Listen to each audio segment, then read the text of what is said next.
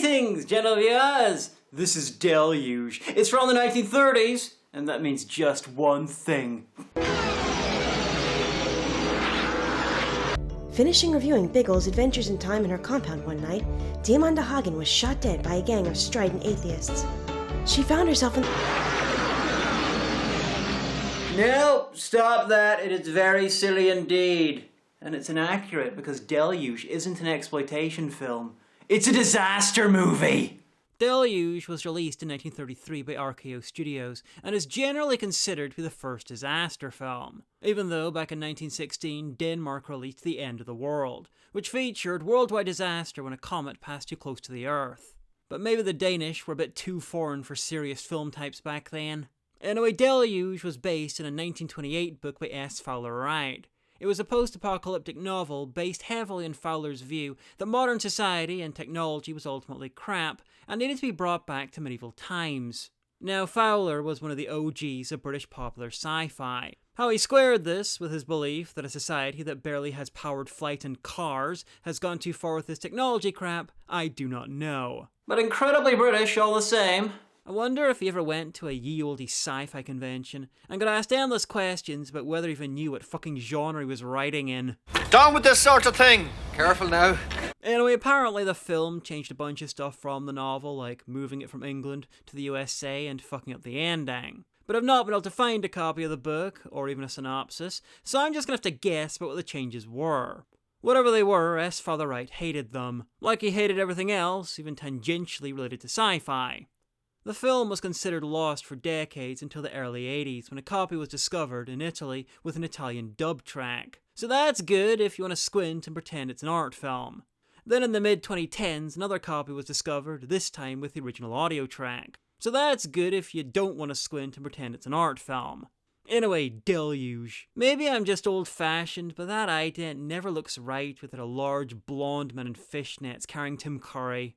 Oh, you can already tell there's bad weather afoot. There's snow in the titles. I like the Art Deco design behind the names. It makes it look like a bat signal for actors. Deluge is a tale of fantasy, an adventure in speculation, a vivid epic pictorialization of an author's imaginative flight. Oh, that's why I hated the film. It mentioned flying. P.S. We remember that God told Noah he wouldn't flood the world. This is just for fun. Don't get mad at us, Christians. Please! The Hays Code is coming next year, and we're terrified as it is. On the 6th day, RKO did accidentally invent the disaster movie and saw that it was good for business. Anyway, we begin with an urgent meeting of all the New York-based disaster waistcoats, discussing upcoming disaster. You know shit's getting serious when that guy's perplexed. He's played by Edward Van Sloan, who spent much of the first part of the decade playing geniuses in cult films. No change, sir. That barometer's been falling steadily all night long. And Leon's getting larger. I can't understand it. It's impossible. I never saw anything like it. Neither is anybody else. This whole thing is done with such melodrama and ridiculous self-seriousness that it's just crying out for airplane references. Attention all shipping, attention all shipping. All shipping will remain in port. Stay in formation. Target's just ahead. Target should be clear if you're going low enough. So I'll try to control myself and only do them when they're really good. Things must be bad. Wireless broadcasting only breaks at the crossfades in the most dire of circumstances. Okay, so they're a little vague about what's going on. Who knew that yelling random stuff over loud music wasn't a great way to get exposition across? Not the early 30s, that's who. But based on context clues, like the title, I've worked out that they're faced with some sort of deluge. Hopefully it won't be too bad. I'd hate for the scale model in New York to get wet. Anyway, apparently I severely misread my history books because Abraham Lincoln is still president. Which explains this shot from earlier, if nothing else. So, what's going on here? More yelling. What about that swimmers? Ridiculous. You'd have to cut out the swim. I'd have assumed that if the deluge gets too bad, any swimmers would be one of the first things sent inland. But nah, it's the early 30s. The bathing suit's probably not regulation. Sorry, Miss Arlington. You'll have to postpone your swim. Why? Orders from the office. You're just too damn pretty. You'll distract the evacuees. Old films are fucking wild. They spend more time lighting these short POV shots of horny men looking at women's faces than they spend on the rest of the film combined. Actually, this lines up with the rest of the history of film. A lot of early films were pornographic, VHS beat Betamax because porn, and artistry in American film lighting was invented to more properly ogle woman. No swim? No, it's all off. How would you like to spend a couple of days in the country with us until the weather clears? I'd love to. Morning. All aircraft, attention all aircraft. Man, that is a lot of aircraft to follow her to make sure she doesn't go anywhere near a river. Okay, now that is just surreal. A biplane landing in an aircraft carrier. That's like a samurai sending a fax, which also could have happened because the fax machine was invented in 1843 and samurai were still around until 1877. USS Macon, USS Macon, return to your base immediately. Talk about sporting, Dan Dare, warning your arch enemy about the deluge and all. Now, most disaster films have some sort of a build-up to the disaster, but not this. Oh no, they hadn't really invented the idea of a narrative flow at this point, so this just has a bunch of random crap, sometimes fitting over other random crap, and a blimp. Making this the only disaster film in history where a blimp turns up and doesn't explode. You had one job, Ferdinand von Zeppelin. One. And this is one of the few times you succeeded. But fear not, gentle viewers, according to the internet, that blimp finally brought pride to the name Zeppelin just 2 years later when it crashed and killed some people in 1935. Anyway, after wasting valuable time fixing his table's wonky leg, one of the science waistcoats gets back to work. Something's got to happen. My giant thermometer is never wrong! And because, as we all know, size is directly proportional to accuracy, something does happen seconds later. It's an eclipse. And that's a judgment that he can make on no less than 2 levels. Unlike those losers in the unastronomical Solar Society, stuck looking at the sun at the center of the hollow earth. Can't be. Maybe it can't, but there it is. Okay, this is just the start of that other great 30s classic, Flash Gordon. This morning's unprecedented solar eclipse is no cause for alarm. King of the Impossible! Unfortunately, Ming stops his onslaught before he gets to the hot hail and only sends the deluge, which is still coming, apparently, and regretfully won't involve drowning everyone in copies of the novel. Tremors continue. Public alarm. Word that the end of world is at hand, terrifying millions. Send any word of encouragement you can. Oh, I can do that. The world's not gonna end. You've still got the Holocaust, AIDS, and the career Piazza Doors to look forward to. And surely will the living not envy the dead. He will protect us. He will keep us from all evil and all harm. Why, if I had half the chance, I could make an entire movie using this stock footage. Let us pray.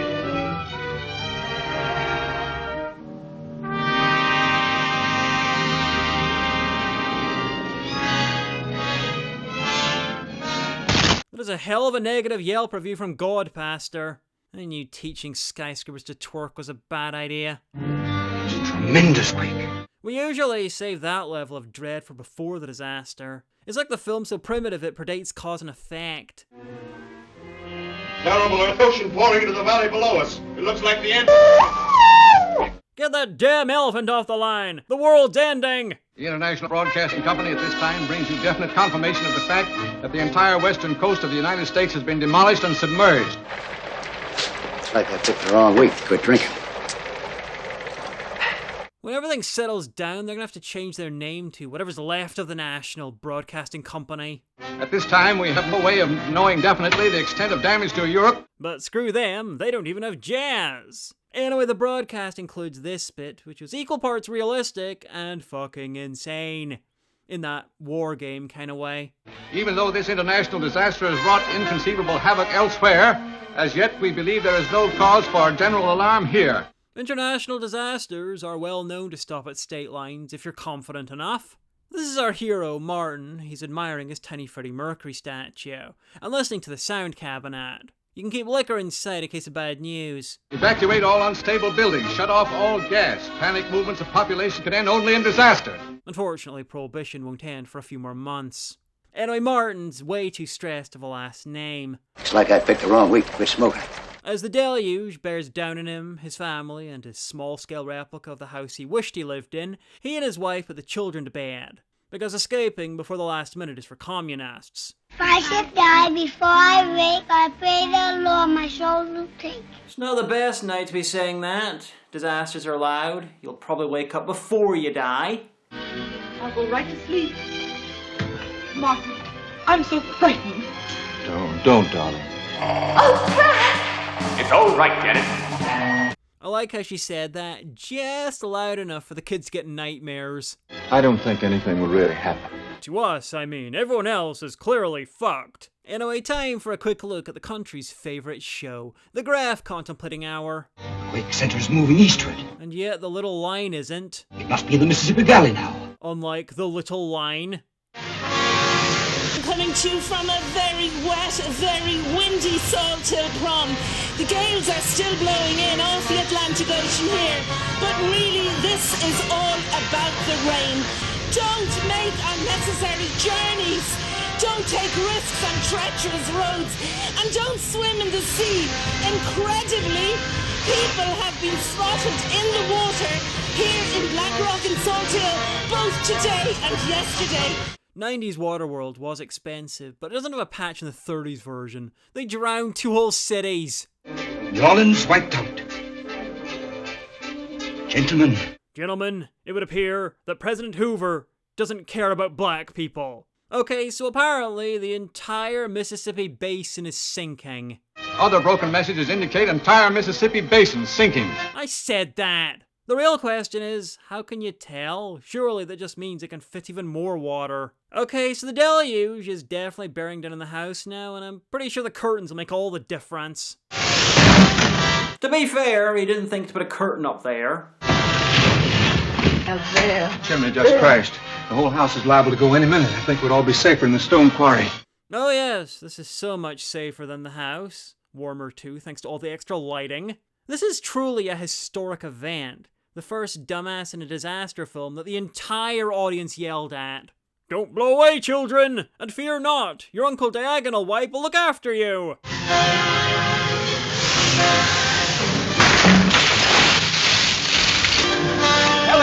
Helen and I left the children outside where they can run away from the wind if it gets too strong. What should I fuck up now? Anyway, fucks up just enough that she doesn't die and the wipe did its job. The kids are somehow safe. For now. I'm going back to the house again, dear. It's as though we might be able to stay there tonight.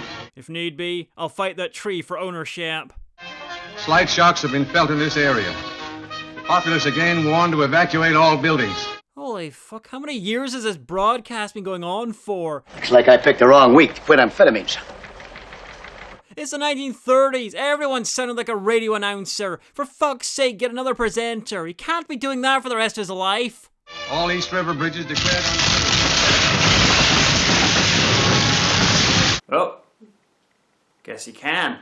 Anyways, this is the big set piece of the film. The destruction of New York. And frankly, for the early 30s, it is pretty fucking impressive. It's like someone took Fritz Lang's Metropolis and fed it through a wood chipper. New York, a wonderful town. The Bronx is up and the Battery's down. The people ride in a hole in the ground. New York, New York.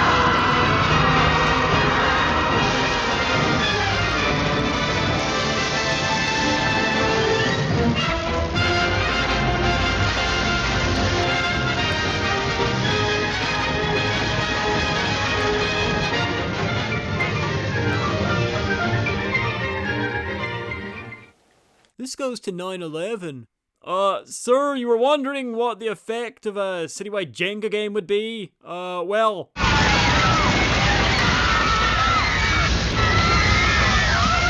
Okay, that's just a time-displaced Actium Maximus effect. This was one of the largest models ever built for a film at the time. Quite literally groundbreaking. This is art! Forgive Mr. Emmerich, I'm pretty sure his parents were conceived to that scene. Oh, what a rotten development. Anyway, the survivors of that fateful day went on to call their new subterranean hell Evil Town, and then rape everything in sight. I love the vaguely threatening clouds in the aftermath. It will fucking do it again! Anyway, Martin was washed out of his house into the next act of the film, waking up on a beach somewhere halfway up the brand new Rocky Mountain archipelago. Apparently, his fight with a tree didn't go well. Meanwhile, game-accurate Bill and Frank from The Last of Us are making the best of the situation. But how long can we last? How do we know we're not the only two persons left in the world? If you don't stop shaking like a scared rabbit and pitch in and do some work around here, there'll only be one person left in the world. They have a guest, though, that swimmer who barely turned up almost 20 minutes earlier. Here, burn her too. I'm guessing they assumed that her close-up was smouldering enough that we just remember her? Pity for them, the eons of porn made since this. I mean, I forget she existed long before I reached this part of the film every time I watch it. Which is way more often than you'd expect. Frankly, you're all lucky I was taking notes or assumed she was a new character again. Where did you find her? Just outside the cabin. She must have been there for some time. She was waiting for a delivery of mysteriously clean underwear. Anyway, now that she's safely being pawed over like a rare Sonic plushie at the sort of convention I tend to go to, it's time for a change of location. Over at another mysteriously still standing cabin right near the coast. Though to be fair, the coast might not have been there before. Anyway, at another cabin, Martin's made a little life for himself. Probably at the expense of whatever little life the previous owner had there. Sure, maybe he found an empty cabin, but he's also a well-off white guy in a strange coast. Motherfucker is colonizing his DNA, and he probably genocided whatever hillbilly lived there before he arrived. Hold up. Look, I don't think that hillbilly is a geno that you can necessarily cite, you know what I mean? Well, maybe you can't. I can do anything. And clearly, so can that guy. What a sick, check us out. Both outside shots of Martin's cabin have whatever this is, crew and rocks, appearing at vanishing at random. I'm impressed, Deluge. You had to splice that wrong bit of footage into the film. It actually takes effort to fuck up like that. Rock, no rock, rock, no rock. It's like a visual metaphor for Paramore's entire discography.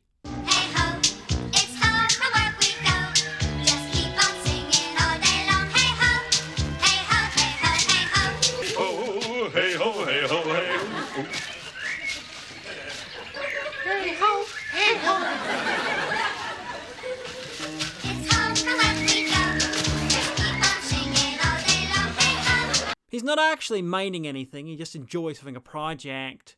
Actually, I'm not kidding. They never explain why this guy, living alone in a cabin, not in contact with the outside world, such as it is, after the end, would decide to take up mining. So I assume boredom. Or he just thinks that's what poor people do. Anyway, over at the other cabin, we have a new flooding coming. Of shots this time. But everything here belongs to me. Well, it's not natural. Two men to live a month in the same house with a woman and not want her. But I'll do all the wanting there is done around here. It's a truly Spartan existence, hence them making her dress up like a man before even trying to rape her. Norwood here was worrying about who's going to take care of you. Anyway, Bill, not his actual name, but I'm wedded to the gimmick, goes outside, and as we all know, the sounds of violent sexual assault don't carry.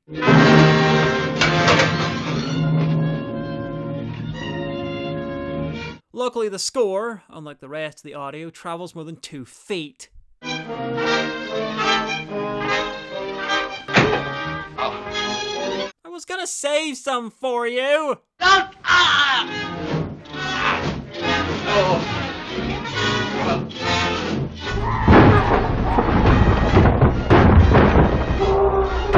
I told you she was mine! Truly HBO's finest love story.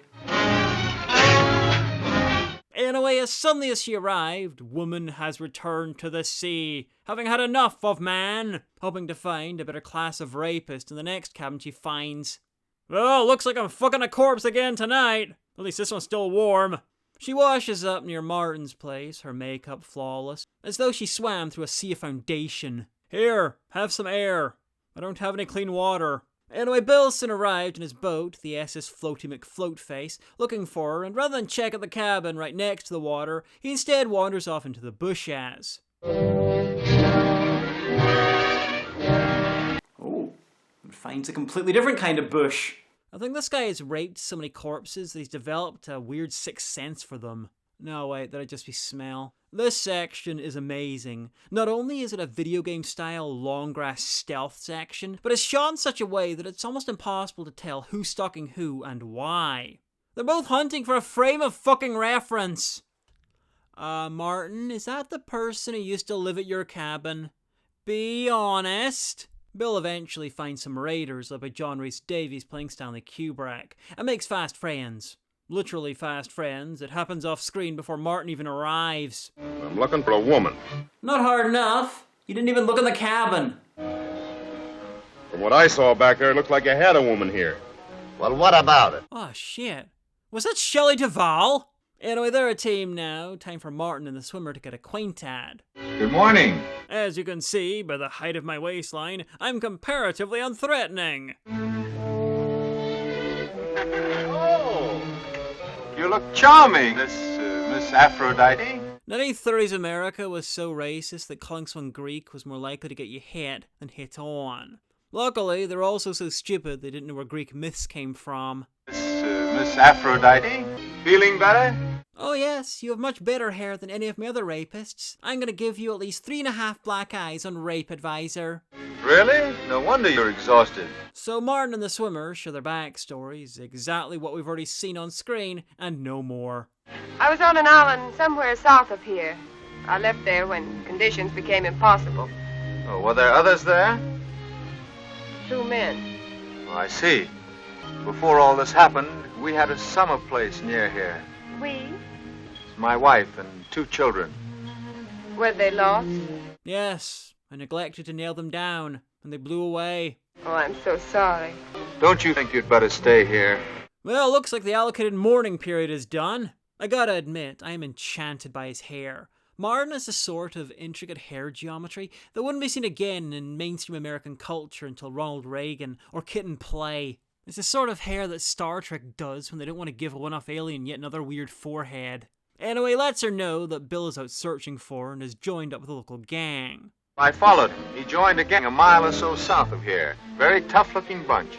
Oh yeah, there is him, that is Kubrick, and his 11 droogs, oh my lovelies, out for some of the old ultra-violence. As long as they can film it. They look just about mean enough to have acted poor Shelley Duvall to death. Nearby, a local town is still standing.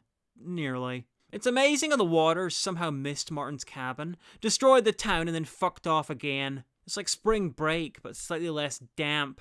I sure wish I was on that sofa. That sofa is literally a foot to your left, and no one's sitting on it. Mr. Literally just Jordan Peele impersonating a 30s racist stereotype. Honestly, I can't tell if he's not allowed because racism, or if he's so stupid he doesn't know he can sit there. Again, because racism. Say, Ellie, where did that clicker bite you? Over there. No, I meant on your arm or leg. You know that guy's gonna be a great barber when he puts his own name in quotation marks. It means he spent time cutting hair when he should have been in school. Anyway, it turns out that the reason this place is still a mess, even though Martin has been able to build a holiday chalet, complete with leisure mining and mail-order swimmers, is because most of the people who were in town were middle-class holidaymakers. This one seems to think they're still on a vacation. They're in trouble with no immaculately coiffured, upper-middle-class, high-waistband enthusiasts that women are inexplicably drawn to, around to tell them what to do.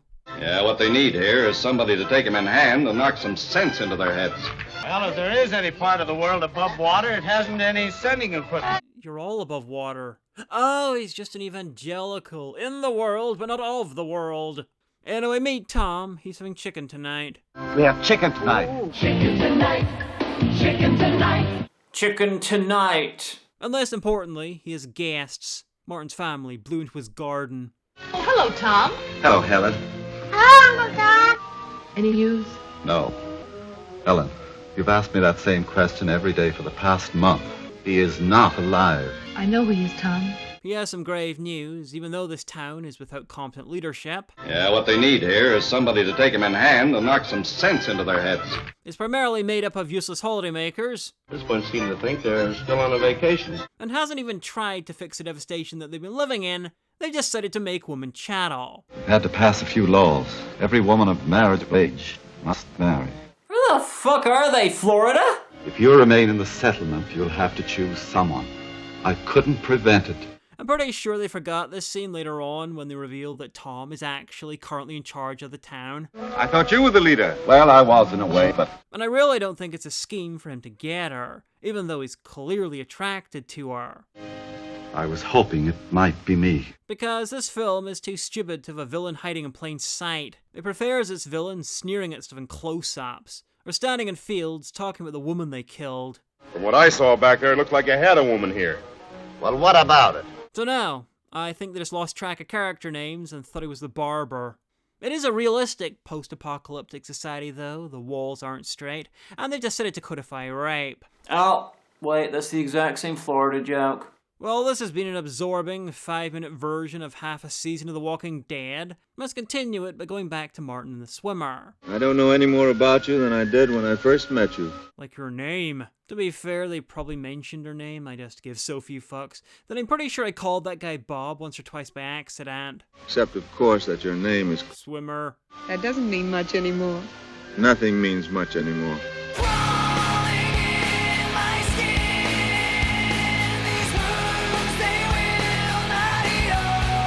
Once I wanted to be a flyer and cross the Atlantic. Then I wanted to be a swimmer. And cross the Atlantic slightly slower. Jackson! If the loud, large, snarling, foul-smelling gorilla man is not in frame, he doesn't exist. Okay, I didn't intend that as a Donkey Kong joke, but I am owning it. Anyway, the town has lost someone else to Kubrick and the gang. It's like something out of a Clockwork monochrome. That's what the Bellamy gang did to Hollister's daughter. How tragic. If they'd had it their way, this would have happened because she didn't want to transfer ownership of her vagina to the highest bidder, which makes all the difference. That could happen to any one of our women. What, all of you? Did you also bring in a rape timeshare and not mention it? In a film, it's important to know who your heroes and villains are. The villains are the disheveled guys raping and killing women, and the heroes are the clean-looking guys who write up complicated laws explaining when and how it's okay to rape a woman, and then send them to their deaths if they don't go along with that. Oh, damn it, Florida joke again! I swear I'm not trying to insult you, Florida. Actually, I probably should do that more often, though. We've got to take things into our own hands. We drove them out, didn't we? That's not enough. We must wipe them out. This doesn't happen, but it'd be hilarious if they killed Kubrick and his gang, and then all the women left the town in protest of the new law, and took over his newly vacant camp, turning it into a lesbian paradise, while all these guys stared at each other like a giant, rapey Spider-Man meme. Though there's almost no woman in the shots of the town, so maybe most of the women already figured out this place is fucked. Anyway, over at the aforementioned camp, Bill's looking the most evil, so he's now in charge. But that dame belongs to me. Well, you won't get away this time, baby. May I have some food? Sure. Well, protein is hard to come by after the fall of civilization. Anyway, Bill's off getting her some actual food, and because this film's inventing all the video game tropes, Martin uses that muffled crouching to do a stealth mission and cut the swimmer's bonds. I have to untie my hands.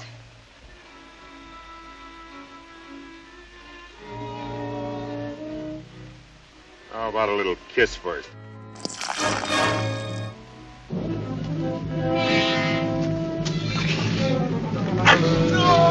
What's that? The girl! Come with her. I'm all right. I'm all right. I'm only mildly deflated. Go ask her.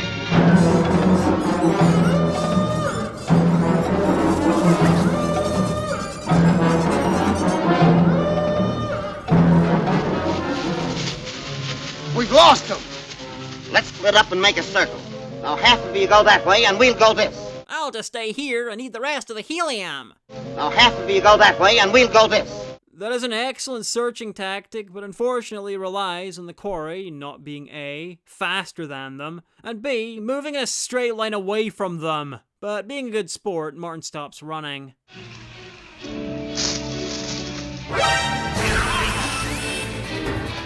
What's that bit from Die Hard? Oh yeah. Ho ho ho, now Martin has a gun. Well, it's too dark to find him. Let's go back. Good. You don't want to fuck the search up any worse. We'd better stay in the tunnel tonight. It'll be safer. Why? I saw it during the day. It's very short. Is camping out near Stone your answer to everything, or are you hoping another freak storm will happen and wind tunnel you to safety? It's like half the supplies he's collected in there are hair product. No wonder Bill wants him dead. Guy hasn't waxed his beard in days. That is daring for the 1930s. They're technically in the same bed. This shot would actually be illegal the next year when the Hays Code got all Hays codified. Are you cold? No. Damn it. Swimmer! I found out that you mean much more to me than a cure for loneliness. Man, old-timey slang for a fuck was weird. Honestly, I'm not surprised she means more to him than a cure for loneliness. It wasn't released until 83 years after they made this. Please. We can't go on like this any longer. You've got to decide now. Swim, lady. Swim while you still can. Now, this is apparently romantic, and she's in love now. Signified by the fade to black, because fucking with the lights on, where God and the censors can see, isn't allowed. Anyway, in the morning, the town have rounded up a posse to go search for the gang and wipe them out. All of them. And if there's any looting, molesting of women while we're away, you'll answer to us when we get back. All molesting is to be done strictly by the book around here. The law book is in the courthouse. That's a pet shop. Shut up, Simon! This is why women rather die than marry you. Anyway, it looks like Martin and the swimmer got bored with living in the cave and are preparing to move back into the cabin. Either that or they're planning on leaving and dragging a storage locker behind them, which might just slow them down enough for the gang to catch them. So now we have them preparing to leave, the gang looking for them, the townsfolk of Rapesville, USA looking for the gang, and on top of all that, we've got the relationship dramas. Martin and the swimmer, Martin and his lost wife, Martin's the lost wife and this guy, Bill and the swimmer. It's not a relationship triangle, it's a rhombus of who wants to fuck/rape who. So many plots and dramas are careening at each other, and the film can't even use traffic lights because it's in black and white. Look out!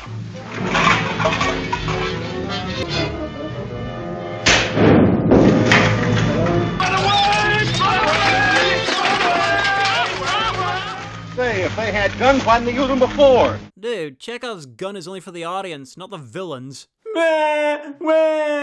Why the bad man shooting at us? We only outnumber him 11-1. Wait. Aren't you forgetting that swimmer woman that's with him? Yeah, but so's the film. Crying like a turf that just lost the breaststroke. Why not wait till they try to make a dash for it? They can't stay in there forever. Good point. Random cameo from Ed Gein. That's where the shooting scene comes in.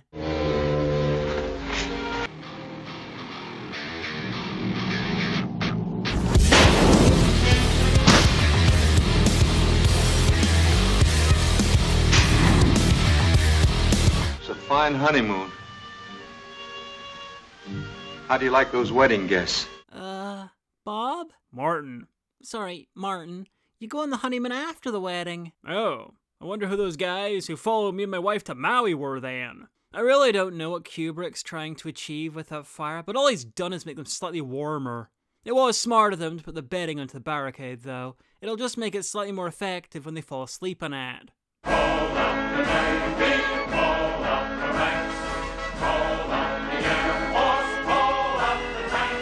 Being a tactical genius, Bill decides to sneak up on them alone.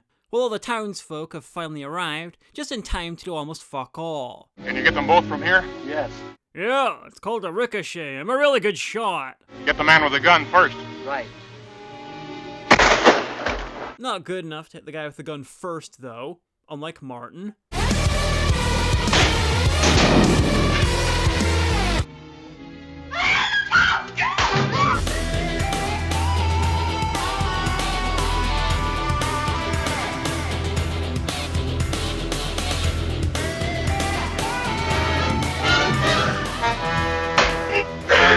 Finally, someone in this world used forced, non-consensual penetration by a shaft for good.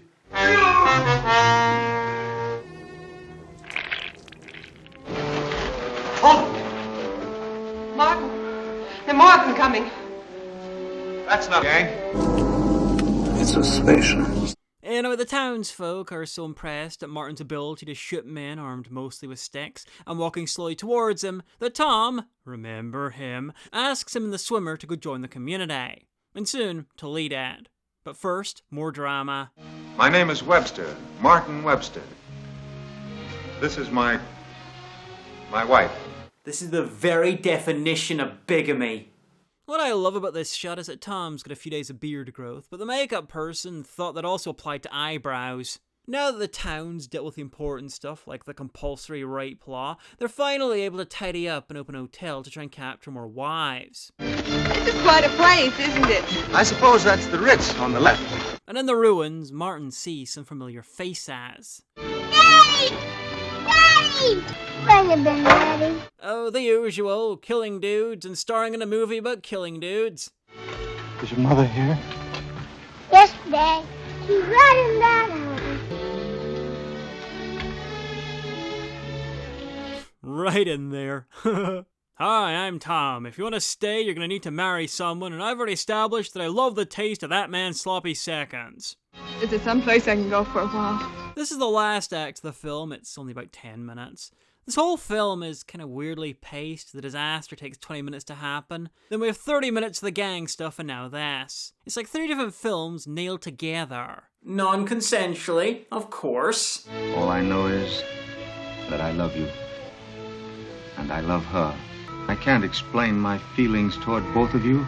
Perhaps I could if we lived in Portland or Utah, but we live wherever this is. Then you mean it's goodbye? Helen is my wife. Your wife? What am I? If there'd been a church, wouldn't I be your wife? If I'd been your wife, wouldn't I be your wife? Yes, because that's how tautologies work. Martin, we spent a whole gunfight together and I never once swam off. Doesn't that mean anything to you? Anyway, now the town has legalized rape, it's time to reinvent capitalism and war profiteering. Everyone gets a small amount of imaginary dollars for the work they do rebuilding the town. Those who went out to fight the gang get more, because they walked a few miles while Martin shot stuff, and everyone gets to bid on the crap they found in the gang's hideout. That's a good idea if it works. Why, of course it'll work. When my father was younger, he was an actor in Hollywood. Going through my dad's things, I found this reel of his work as an actor. I haven't seen it yet, but I thought it would be fun to watch here with all of you. What am I bid for the little lady, the Venus de Milo? I bids 2 bids, sir. Only 2 bids? Yeah, sir. Her arms is broke.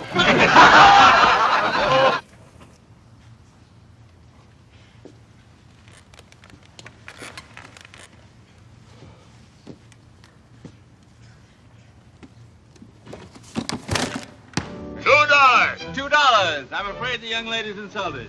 Well, make it 2.5. Sold to the craggy-faced gentleman with the unusual sexual interests. Laugh, you bozos. I know what I'm doing. Winter's coming. This is actually pretty okay comedy. No imagination. Anyway, the time has come for them to declare Martin their king. I thought you were the leader. Well, I was in a way, but we think we found a better man. You're the best man for the job.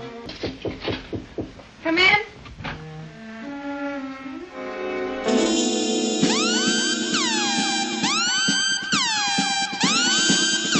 Unexpectedly, Martin's wife is kind of cool with the whole thing. If we hadn't loved each other, if we didn't love each other now, believe me, I'd step out of the way. Well, that's where you and I differ. I wouldn't. You know, I can see why Martin loves these two. They're nearly the same person. Well, it's just pissed off. Why are you angry with me? I suppose it's because you met Martin first. I hate you for that. Just as much as you must hate me. The single funniest twist here would be if they fell in love. I mean, her and Martin did it over the course of a single scene too. I was talking about the swimmer, but I'm pretty sure that also applies to Martin's wife.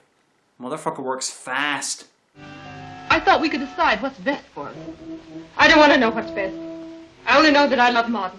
No, to see if we couldn't come to some sort of honest decision. If you mean talk it over calmly, then you picked the wrong time and the wrong woman.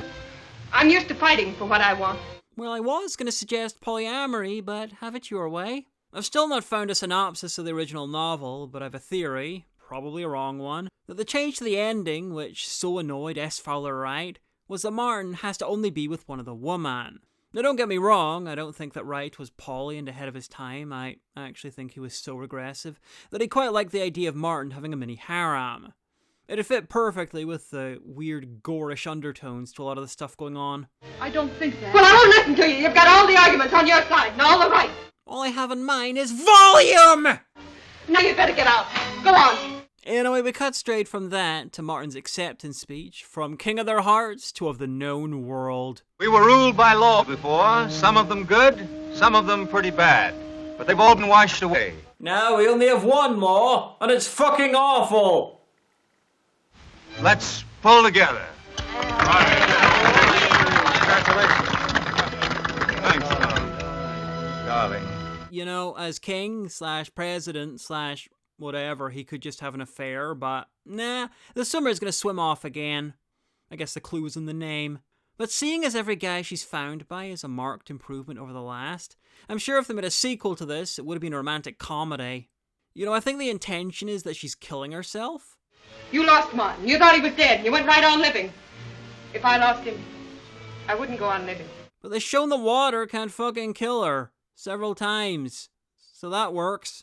I file this film under much better than some 30s movies I've seen, and much fucking worse than others. Its importance as the first disaster film can't be understated. The model work and the destruction of New York was spectacular, though they didn't choose great angles to shoot it from. It's just that the vast majority of it is just a quietly horrifying melodrama. I mean, if someone told me that the writer was being subversive and deliberately drawing parallels between the civilized and the barbaric, that they realize the main differences are that the civilized codify their rape and outsource their murder, no way.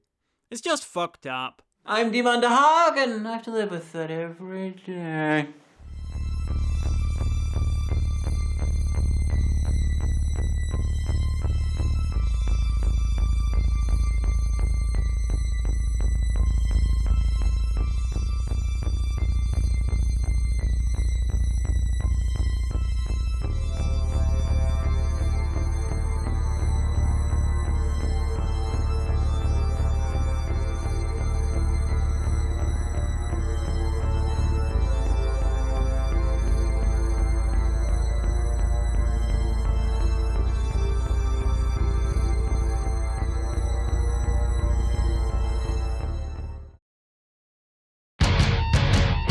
It was a good day. So you're my uncle?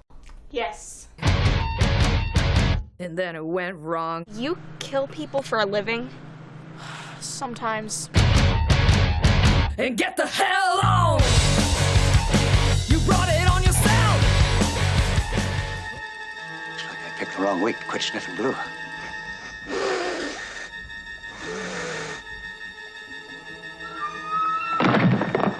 Stock of the knot, minion! I'm on my union authorized break. Ooh. Still need you to say the thing for the wonderful people who are currently having to look at me because you're not on camera. The thing? The thing. Hey everybody, it's your boy Omega. Don't forget to like and subscribe, smash that notification button, hit the bell so you get notifications again on every device that you own whenever we're streaming or uploading or brushing our teeth or uploading content to Patreon. It's patreon.com/Diamanda. Do you still have to say backslash? Diamanda Hagan. Become a patron and the mistress will love you forever. That is a level of enthusiasm I am not capable of. Thank you so much, Stock of the Knot Minion. You will not die today. I'm charging time and a half.